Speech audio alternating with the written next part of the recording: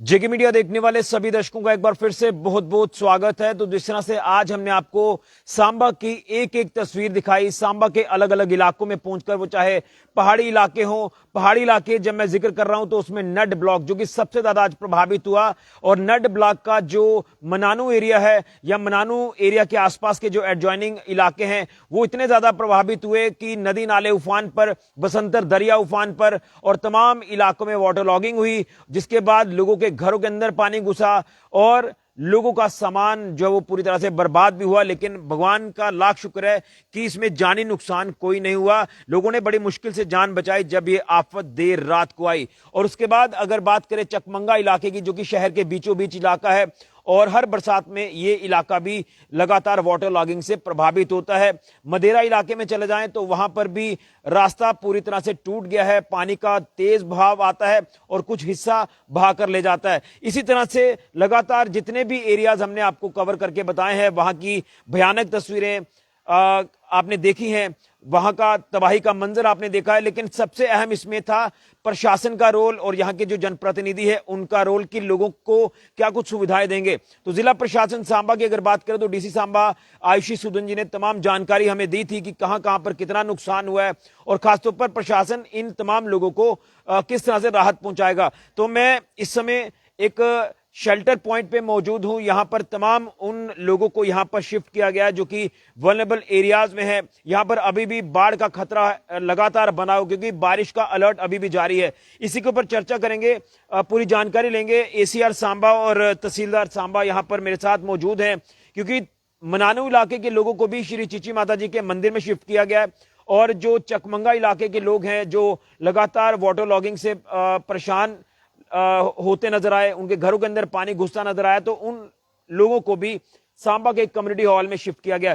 किस तरह से व्यवस्थाएं प्रशासन बना रहा है ये जानने की कोशिश करते हैं। सर, क्या कहेंगे? काफी एक आज का दिन टफ माना जा सकता है सांबा के लिए क्योंकि कई अलग अलग इलाके प्रभावित हुए हैं। तो प्रशासन एट द एंड लोगों के लिए किस तरह की सुविधाएं सुनिश्चित कर रहा है ताकि लोगों को सेफ फील हो और लोग जो वो खतरे से थोड़ा सा दूर रहें? जी ऋषि जी, मैं आपको बताना चाहूँगा कि ड्यू टू इंसेंट रेन्स, काफ़ी भारी बारिश की वजह से यहाँ काफ़ी जो लो लाइंग एरियाज़ थे हमारे, वहाँ वाटर लॉगिंग हो गई थी। जैसे आपने बताया कि मनानू एरिया में, और मनानू एरिया में हमने सुबह से क्या कहते हैं इवैक्यूएशन करवाई है और काफ़ी सारे लोगों को हमने वहाँ से शिफ्ट किया और आज रात को हम उनको चीची माता लॉजमेंट सेंटर में रखेंगे जी।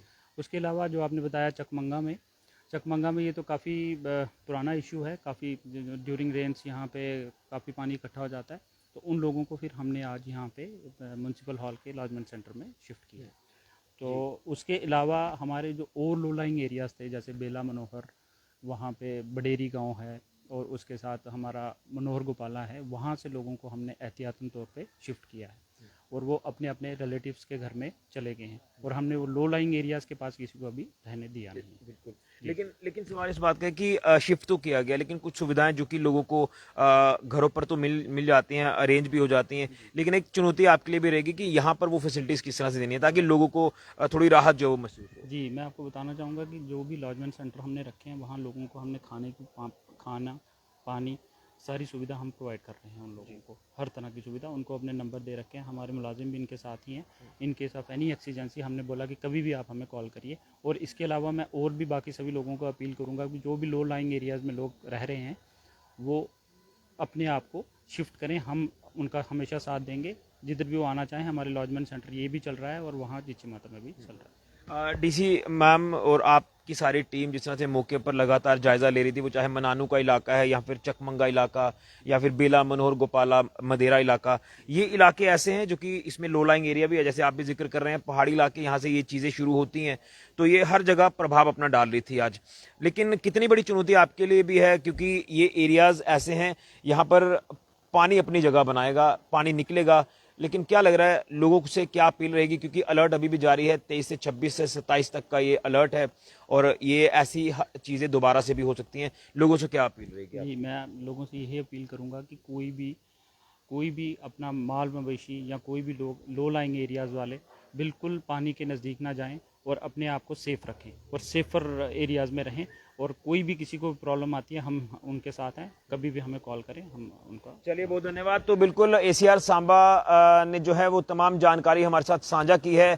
मनानू इलाका जो कि नट ब्लॉक का ये इलाका जो इतना ज्यादा प्रभावित हुआ, लोगों के घरों के अंदर पानी के अंदर जाके जब हमने आपको रिपोर्ट करके बताई कि कैसे वहां पर लोग उस मंजर को देख पा रहे हैं, उस मंजर से निकल रहे हैं, और वो लगातार एक डरावने हालात थे, और वहां पर लोगों का रहना वाकई में एक रिस्क फैक्टर जो वो लगातार बढ़ जाता है। इसीलिए वहां के लोगों को शिफ्ट किया गया है श्री चीची माता जी के मंदिर में। हालांकि कुछ लोग जो अपने रिलेटिव्स के चले गए हैं सेफ जगहों पर अपने एंड पर, और जो नहीं जा पा रहे थे, जो कहीं ना कहीं आप ये कह सकते हैं कि प्रशासन लगातार सभी लोगों को कह रहा था, लेकिन कुछ ने अपना अरेंज किया, लेकिन कुछ जो चीची माता जी के मंदिर में शिफ्ट किए गए हैं और वहां पर उनके खाने पीने की व्यवस्था भी बनाई गई है। वहीं सांबा का ये न्यू बस स्टैंड का जो कम्युनिटी हॉल है, यहां पर उन लोगों को शिफ्ट किया गया है जो कि सांबा के शहर के बीचों बीच का इलाका चकमंगा, जो कि लगातार वाटर लॉगिंग से प्रभावित होता है, गंदा पानी लोगों के घरों में जाता है, तो वहां के लोगों के लिए भी अंदर रहना बड़ा मुश्किल है। इसलिए उन लोगों को भी यहां इस कम्युनिटी हॉल में शिफ्ट किया गया है। इसी तरह से तमाम उन लोगों से अपील की जा रही है जो कि वल्नरेबल एरियाज के आसपास हैं, या लो लाइंग एरियाज में हैं, या पहाड़ी इलाकों में है जहां बसंतर नदी के आसपास के इलाके हैं, या जिस तरफ ये बसंतर नदी गुजरती है उसके आसपास के जो इलाके हैं, जैसे मैंने कहा कि अपर रिचीज हो या फिर लो लाइंग एरियाज हो, यहां पर बाढ़ का खतरा लगातार बना हुआ है। तो यहां के लोगों को सबको शिफ्ट किया जा रहा है, और कोशिश यही है कि प्रशासन की एक तो फौरी तौर पर रिलीफ दी जाए, लोगों को बचाया जाए, क्योंकि जान है तो जहान है, इसलिए लोगों को जानी नुकसान कोई ना हो, जिसको लेकर लोगों को एहतियातन तौर पर शिफ्ट किया जा रहा है और अलर्ट किया जा रहा है कि नदी नालों की तरफ आप लोग ना जाएं। नदी नाले उफान पर लगातार आ रहे हैं, जो कि आप देख रहे हैं कि किस तरह से भयानक तस्वीरें, अलग अलग खौफनाक तस्वीरें सामने आ रही हैं। लगातार हम आपको सुबह से भी अपडेट कर रहे हैं, और ये चिंताजनक हालात हैं, क्योंकि जब नेचुरल कलामिटी आती है, कुदरत का जब कहर होता है, तो उस कहर के आगे किसी की नहीं चलती है। इसलिए आप लोग थोड़ा सा सेफ और सुरक्षित रहें और वल्नरेबल एरिया से थोड़ा सा दूर हो जाएं। जो नदी के आसपास कुछ लोगों ने कच्चे मकान कुल्ले डाले होते हैं, वो भी थोड़ा सा पीछे आ जाएं और वेंचर ना करें नदी नालों के पास, आप वहां से भी दूर रहें। ये हिदायत डीसी सांबा आयुषी सूदन जी ने भी जारी कर दी थी। तमाम अभी जो ऑफिशियल्स हैं, प्रशासनिक अधिकारी हैं, वो भी जो हमारे शेल्टर पॉइंट्स हैं उनका इस समय दौरा कर रहे हैं, लोगों को शिफ्ट कर रहे हैं।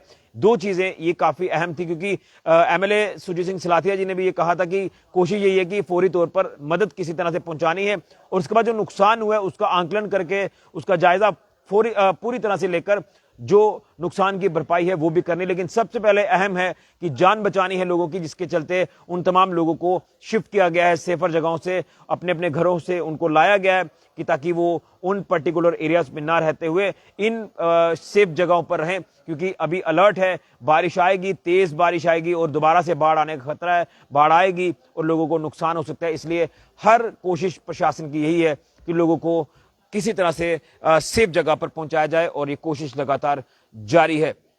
अब देखना यह है कि कब तक इस मौसम जो खराब चल रहा है इससे राहत मिलती है और लोग अपना जो जीवन है वो आराम से अच्छे से व्यतीत करें, जिसको लेकर हम इंतजार कर रहे हैं कि जल्द ये जो मौसम खराब है ये ठीक हो जाए, बारिशों का जो कहर है ये थम जाए और लोगों को राहत मिले, ताकि आम जिंदगी पटरी पर एक बार फिर से लौटा। लेकिन सांबा जिला भी काफी ज्यादा प्रभावित हुआ है, खासतौर पर नट ब्लॉक और लो लाइंग एरिया जितने भी हैं सांबा के। फिलहाल के लिए कैमरा राहुल के साथ ऋषि खजूरिया, JK मीडिया के लिए।